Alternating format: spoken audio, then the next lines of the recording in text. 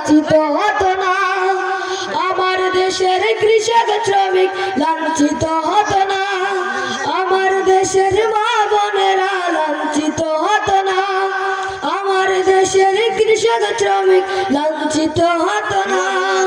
ভালোবাসার মন ফিরে পেত যদি আমার শাসন হতো, ওমরেরই মতো হতো, আবু বকরের মতো।